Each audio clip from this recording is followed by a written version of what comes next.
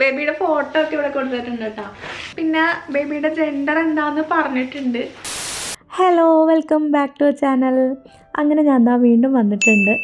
ഇന്നാണെങ്കിൽ രാവിലെ എണീറ്റപ്പോൾ തന്നെ നല്ല അസല് മഴയായിരുന്നേ. ഞാൻ ലാസ്റ്റ് വീഡിയോയിൽ കുറച്ച് തുണിയൊക്കെ അലക്കി വിരിച്ചിടുന്നുണ്ടായിരുന്നു കേട്ടോ. ലാസ്റ്റ് വീഡിയോ എന്ന് വെച്ചാൽ ഞാനത് പോസ്റ്റ് ചെയ്തിട്ട് ഒരു 1 month ആയിട്ടുണ്ടാവും. ആ ഒരു വീഡിയോയിൽ ഞാൻ ഒറ്റയ്ക്ക് കുറേ കാലങ്ങൾക്ക് ശേഷം തുണിയൊക്കെ അലക്കിയിട്ടതാണ്. പക്ഷെ ആ തുണികളാട്ടോ ഈ കിടന്ന് നനയുന്നത്. മഴ വരുമെന്നുള്ള യാതൊരു ചിന്ത ഉണ്ടായില്ല കേട്ടോ. നേരെ കൊണ്ട് തുണികളൊക്കെ വിരിച്ചിട്ട് നല്ല അസലായിട്ട് നനഞ്ഞിട്ടുണ്ട്. അങ്ങനെ അഫിദ രാവിലെ എണീറ്റ പാടെ തന്നെ തുണിയൊക്കെ എടുത്ത് അകത്തിടാണ്. ഇനിയിപ്പോൾ എടുത്തിട്ടും വലിയ കാര്യമൊന്നുമില്ല, എന്തായാലും നനഞ്ഞു, ഒന്നുകൂടി വാഷ് ചെയ്യണം. പക്ഷേ അധികം കിടന്ന് നനയണ്ട എന്ന് വെച്ചിട്ട് ഇതാ എടുത്ത് അകത്തോട്ട് ഇടാണ്. ഇന്നിപ്പോൾ സൺഡേ ആണ്. ഇവാൾക്ക് മദ്രസയിൽ പോകണം, ഇവായെ വിളിച്ച് എണീപ്പിക്കണം. പിന്നെ എനിക്കിന്ന് സ്കാനിങ് ഉള്ള ദിവസമാണ്. 5th month അനോമലി സ്കാനിങ് ആട്ടോ ഇന്നുള്ളത്. അപ്പോൾ അതിന് പോകണം. അങ്ങനെ കുറച്ച് കാര്യങ്ങളൊക്കെ ഉള്ളൊരു ദിവസമാട്ടോ ഇത്. ഇനിയിപ്പോൾ ഇതാ ഇവായെ വിളിച്ച് എണീപ്പിക്കുകയാണ്. ഇവാക്കാണെങ്കിൽ ബാക്കിയുള്ള ദിവസം സ്കൂളിൽ പോകാൻ വേണ്ടി വിളിക്കുമ്പോൾ ഒന്നും വലിയ മടിയൊന്നുമില്ല കേട്ടോ, എങ്ങനെയൊക്കെ എണീറ്റ് വരും. പക്ഷെ മദ്രസയിൽ പോകാൻ വേണ്ടിയിട്ട് വിളിക്കുമ്പോൾ ആൾക്ക് ഭയങ്കര മടിയാണ്. കാരണം ഒന്നാമത് സാറ്റർഡേ നൈറ്റൊക്കെ അത്യാവശ്യം നേരം വൈകിട്ടാണ് ഉറങ്ങാറ്. സൺഡേ മോർണിംഗ് മദ്രസയിൽ പോകാമെന്ന് പറയുന്നത് തന്നെ ആൾക്കൊരു മടിയാണ്. എന്നാലും എണീറ്റ് കഴിഞ്ഞാൽ കുഴപ്പമില്ല കേട്ടോ. പക്ഷേ അത് എണീറ്റ് കഴിഞ്ഞിട്ട് ഇരുന്നിട്ട് ഇവ ഹോംവർക്ക് ചെയ്യാണ്. ഹോംവർക്ക് ചെയ്തിട്ടില്ല എന്ന് ലാസ്റ്റ് മൊമെൻറ്റിലാട്ടോ അവൾ ഓർക്കുന്നത്. അങ്ങനെ ഇരുന്നിട്ട് പെട്ടെന്ന് ഇരുന്ന് എന്തൊക്കെയോ കാണിച്ചു കൂട്ടി ഹോംവർക്കൊക്കെ ചെയ്ത് വെക്കുന്നുണ്ട്. ഞാൻ നല്ല വഴക്കും പറഞ്ഞിട്ടുണ്ടായിരുന്നു കേട്ടോ. കാരണം തലേ ദിവസം ഞാൻ കുറേ പറഞ്ഞതാണ് പഠിക്കാൻ വാ, ബുക്ക് എടുത്തിട്ട് വാന്ന്. എന്നിട്ട് അതൊന്നും ചെയ്യാണ്ട് അവസാന സമയത്തിരുന്ന് ഹോംവർക്ക് എഴുതിയിട്ട് മദ്രസയിൽ പോവാണ്. അഫയാട്ടോ അവളെ കൊണ്ടാക്കുന്നത്. കുറച്ച് ദൂരമുണ്ട്, കുറച്ചെന്ന് പറഞ്ഞാൽ നടന്നു പോകാനുള്ള ദൂരം. നടന്നു വേണമെങ്കിൽ പോവാം, പക്ഷെ അവൾ ചെറുതായതുകൊണ്ട് നടന്നു പോകാനൊന്നും പറ്റില്ല. അഫ തന്നെയാണ് അവളെ കൊണ്ടാക്കുന്നത്. അങ്ങനെ അവർ പോയി കഴിഞ്ഞപ്പോൾ ഞാൻ ജസ്റ്റ് കുറച്ച് നേരം മുറ്റത്തിറങ്ങിയിട്ട് അങ്ങോട്ടും ഇങ്ങോട്ടും നടക്കായിരുന്നു. മഴയൊക്കെ പെയ്തു പോയതുകൊണ്ട് തന്നെ നല്ലൊരു അറ്റ്മോസ്ഫിയർ ആയിരുന്നു. നല്ല തണുപ്പും നല്ലൊരു കാറ്റൊക്കെ ആയിട്ട് അടിപൊളിയായിരുന്നു കേട്ടോ. അത് കഴിഞ്ഞ് ഞാൻ നേരെ വന്ന് കുളിച്ച് ഹോസ്പിറ്റലിൽ പോകാനായിട്ട് റെഡി ആവുകയാണ്. സത്യം പറഞ്ഞാൽ എനിക്കിപ്പോൾ ഒരുങ്ങാനും റെഡി ആവാനൊക്കെ ഭയങ്കര മടിയാണ്. പിന്നെ കണ്ണൊക്കെ എഴുതാണ്ട് പോയി കഴിഞ്ഞാൽ എന്നെ കണ്ടു കഴിഞ്ഞാൽ ആകെ ഉറക്കത്തിൽ നിന്ന് എണീറ്റ് വന്ന പോലെ ഇരിക്കും കേട്ടോ. അതുകൊണ്ട് പിന്നെ അത്യാവശ്യം കണ്ണൊക്കെ ഒന്ന് എഴുതി തട്ടിമുട്ടി മേക്കപ്പൊക്കെ ചെയ്തൊന്ന് റെഡി ആവണുണ്ടേ. പിന്നെ ഇന്നെന്തായാലും എൻ്റെ കുഞ്ഞിനെ കാണാൻ പോകുന്നതാണല്ലോ. അപ്പോൾ അതുകൊണ്ട് തന്നെ രാവിലെ എണീക്കാനാണെങ്കിലും കുളിക്കാനാണെങ്കിലൊക്കെ ഭയങ്കര സന്തോഷമായിരുന്നു കേട്ടോ. ശരിക്കും നമ്മളുടെ ലൈഫിൽ ഒരു കുഞ്ഞ് വരാമെന്ന് പറയുന്നത് ഭയങ്കര ഒരു ബ്ലെസ്സിങ് അല്ലേ. എന്ത് പെട്ടെന്നാണ് നമ്മുടെ ലൈഫ് അങ്ങോട്ട് മാറുന്നത്. എനിക്കിപ്പോൾ അത് ശരിക്കും ഫീൽ ചെയ്യുന്നുണ്ട് കേട്ടോ. ഓരോ ദിവസവും നമ്മളിങ്ങനെ ആ ഒരു കുഞ്ഞിന് വേണ്ടി കാത്തിരിക്കുക, അതിൻ്റെ ഓരോരോ മൂമെൻറ്റ്സും ഓരോരോ കാര്യങ്ങൾ അറിയുക, ഓരോ അപ്ഡേറ്റ്സ് അറിയുക. അതുപോലെ വയറിലൊക്കെ ഇങ്ങനെ ചെറുതായിട്ട് അനക്കം തുടങ്ങുമ്പോഴൊക്കെ എന്തൊരു സന്തോഷമാണെന്നറിയോ. ആ ഒരു ഫീലിംഗ് ഒക്കെ ശരിക്കും ലൈഫിലിങ്ങനെ അത്രയും പ്രഷ്യസ് ആയിട്ടുള്ള മൊമെൻറ്റ്സ് ആട്ടോ. അങ്ങനെ ഹോസ്പിറ്റലിൽ പോകാനായിട്ട് റെഡി ആയിട്ടുണ്ട് കേട്ടോ. എനിക്ക് ശരിക്കും ഇങ്ങനെ ഹോസ്പിറ്റലിൽ പോകുന്ന ദിവസങ്ങളിലെ ഭയങ്കര എക്സൈറ്റ്മെൻ്റ് ആണ്.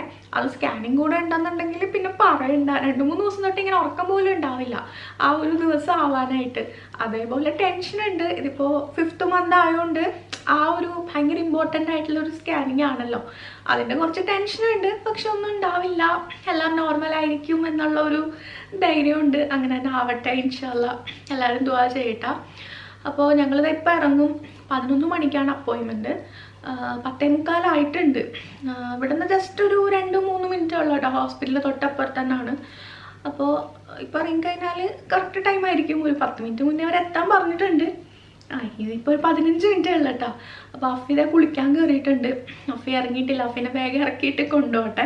എൻ്റെ ആദ്യത്തെ പ്രഗ്നൻസിയിൽ ഡോക്ടറിനെ കാണാൻ പോകുമ്പോൾ എനിക്ക് ഏറ്റവും സങ്കടം ഉണ്ടായിരുന്ന ഒരു കാര്യം കേട്ടോ അഫി കൂടെ ഇല്ല എന്നുള്ളത്. ബാക്കി എല്ലാവരും ഇങ്ങനെ ഹസ്ബൻഡിൻ്റെ കൂടെ വരുമ്പോൾ എനിക്ക് മാത്രം ഉമ്മച്ചി മാത്രമേ ഉള്ളൂ, അല്ലെങ്കിൽ ഉമ്മച്ചിയും പപ്പായേ ഉള്ളൂ എന്നുള്ളൊരു സങ്കടം എനിക്ക് അന്ന് ഭയങ്കരമായിരുന്നു കേട്ടോ.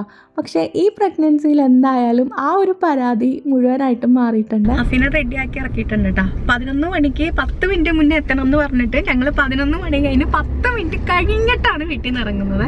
ഞാൻ റെഡി ആയതാ. ഞാൻ ഇന്ന് ആദ്യമേ റെഡി ആയിട്ട് അവിടെ നിന്ന് ഫാഷൻ ഷോ ഒക്കെ കാണിക്കുന്ന എല്ലാരും കണ്ടതാ. നേരത്തെ റെഡി ആയി കഴിഞ്ഞു.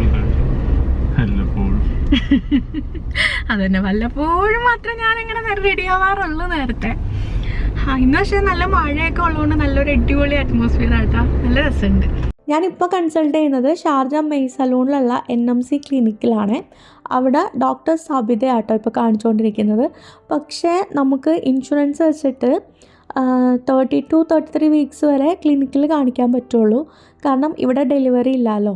അതുകൊണ്ട് തന്നെ നമ്മൾ ഹോസ്പിറ്റലിലോട്ട് ഇവർ റെഫർ ചെയ്യും. അത് കഴിഞ്ഞ് പിന്നെ ഹോസ്പിറ്റലിലായിരിക്കും കേട്ടോ ബാക്കി കൺസൾട്ടേഷനും ഡെലിവറിയൊക്കെ ഉണ്ടാവുക. ഇന്ന് എനിക്ക് സ്കാനിങ്ങിൻ്റെ കൂടെ തന്നെ 1-2 ബ്ലഡ് ടെസ്റ്റ് ഉണ്ടായിരുന്നു. തൈറോയിഡും അതുപോലെ തന്നെ ബ്ലഡ് റുട്ടീൻ ചെക്കിങ് അങ്ങനത്തെ കുറച്ച് കാര്യങ്ങളൊക്കെ ഉണ്ടായിരുന്നു കേട്ടോ. അതിന് ബ്ലഡൊക്കെ കൊടുത്തു. അത് കഴിഞ്ഞ് സ്കാൻ ചെയ്തു. സ്കാനിങ്ങിൻ്റെ റിപ്പോർട്ടൊക്കെ കിട്ടിയിട്ടുണ്ട് കേട്ടോ.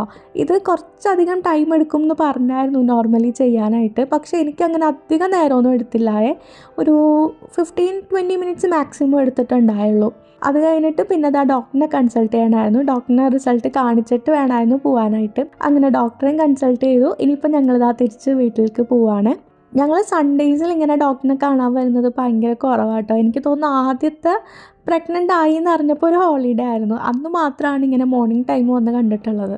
അല്ലാത്തപ്പോൾ ഒക്കെ നമ്മൾ ഓഫീസ് കഴിഞ്ഞിട്ട് ഓടിപ്പടിച്ച് വന്നിട്ടാട്ടോ ഡോക്ടറിനെ കാണാറുള്ളത്. ആ ഒരു ഡേറ്റൊക്കെ മിക്കപ്പോഴും നമുക്ക് അങ്ങനെയാണ് കിട്ടാറുള്ളത്. ഇന്ന് പിന്നെ സ്കാനിങ് ആയതുകൊണ്ട് തന്നെ അവർ മുന്നേ പറഞ്ഞിട്ടുണ്ടായിരുന്നു കേട്ടോ കുറച്ചധികം ടൈം എടുക്കും. അതുകൊണ്ട് തന്നെ മോർണിംഗ് തന്നെ വരാൻ പറഞ്ഞിട്ടുണ്ടായിരുന്നേ. ഇനിയിപ്പോൾ വേറെ പരിപാടികളൊന്നും ഇല്ല, നേരെ വീട്ടിലേക്ക് പോവാണ്. ദൈവാടെ മദ്രസയുടെ ഫ്രണ്ടിൽ കൂടെ ആട്ടോ ഞങ്ങൾ വീട്ടിലേക്ക് പോകുന്നത്. പക്ഷേ അവളെ വിളിക്കേണ്ട സമയമായിട്ടില്ല, ഒരു 10 മിനിറ്റും കൂടെ ഉണ്ട്. അപ്പോൾ അഫി പറഞ്ഞ് എന്തായാലും എന്നെ വീട്ടിലിറക്കിയിട്ട് അഫി തിരിച്ചു വന്നോളാം എന്ന് പറഞ്ഞ് അങ്ങനെ ഞാൻ വീട്ടിലിറങ്ങാണ്.